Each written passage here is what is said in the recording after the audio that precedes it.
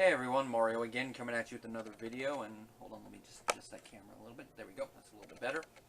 Now, before I get too far into this video, I'd like to apologize if there's any background noise. That's the fan. It's a little hot right now, even though it's about 8 o'clock at night. Hot. I said screw it. I don't want to be feeling uncomfortable while I'm talking, so if it's that little weird noise, apologies for that. Anyways, you can tell from up there, it's another episode of Literature Review. And it is another novelization. This time it is a novelization of Alien in Space. No One Can Hear You Scream. The novel was written by Alan Dean Foster, which there's a little interesting connection there. Alan Dean Foster wrote the novelization for Star Wars as well, and the weird connection there is that Alien was greenlit by Fox because of the success of Star Wars, and as writer Dan O'Bannon put it, the only other spaceship script they had sitting on their desk was Alien, so they greenlit it. So a nice little weird connection there. Funny how things come out. Now, from a writing standpoint, Alan Dean Foster is, I guess you could say, the undisputed king of sci-fi movie novelizations. I can't think of another novelization author that has written as many as him. There's probably someone, but he's the one that comes to mind. And he's just written so many novelizations as well. I mean, there's a lot. I mean, he wrote the first 3 Alien ones. He wrote the Star Wars one. He wrote the one for the new Star Wars one, Force Awakens, and that was actually pretty good. And on a side note, the novel does actually clear up a couple minor things with the film. Just putting that out there.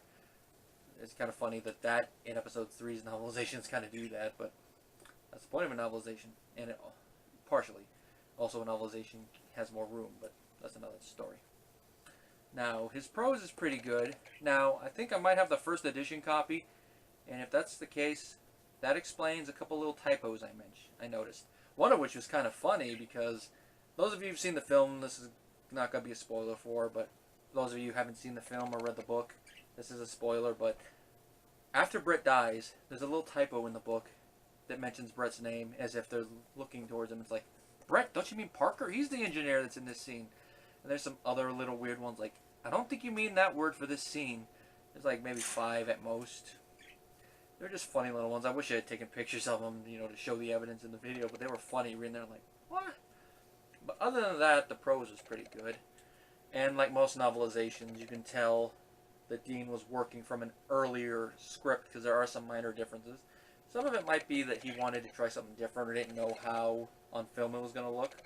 Like the prime example that comes to mind is the cryotubes.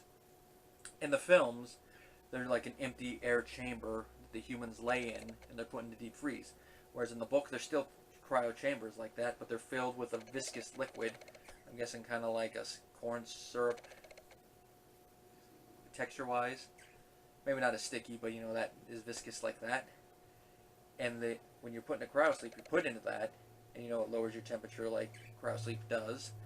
But you're in a liquid, so you got to dry off when you come out. And you're also naked.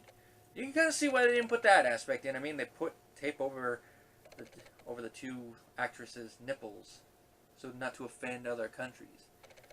Which is something I never noticed until more recently. I'm like, oh, they did. Another interesting difference is that there's no space jockey in the novelization. When Kane, Lambert, and Dallas get to the derelict ship, nothing. There is nothing in there until they find the egg chamber, but that's a different story. They're just looking around like, guess it was a distress signal. They find the thing that's sending out the signal and they turn it off. Now, if Fox had had their way before they find the eggs, that's how they would have filmed it. Nothing in there. No, they'll just go against something in the corner. But nope, the filmmakers fought and they got their Cecil B. DeMille shot. Now, it's kind of a little funny that novel has that. Film has the better version, but it's an interesting little thing. The egg chamber is a little bit lower too, by the way. The eggs are about described more or less the same. The facehugger is different though. It's still shaped about the same, except they're suckers. It's gray and it has an eye on the back. That's really the only major differences there. The alien behavior behaves more or less about the same as it does in the movie. It attacks people just a tad differently. Maybe that's because, you know, earlier script, or maybe with how Dean was transferring it from one page type to another, he decided to change a couple minor things. And that doesn't really bug it a little bit, but it's a nice little, you know, compare and contrast there.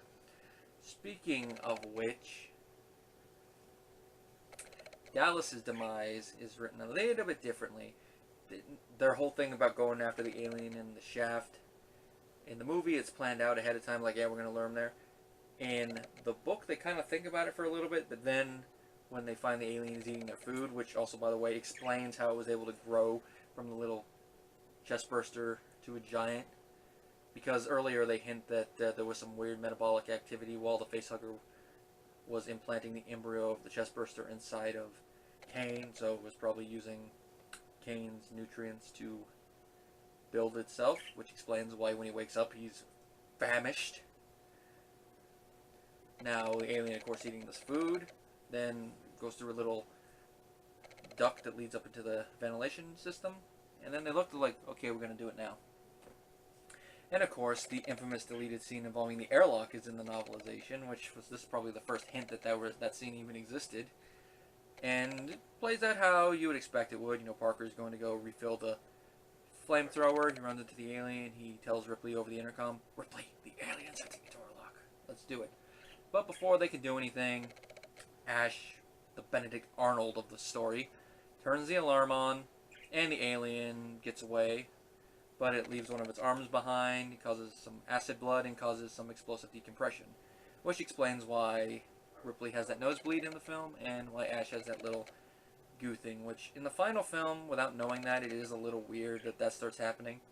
Although people can randomly have nosebleeds. I mean, I've had randomly had nosebleeds.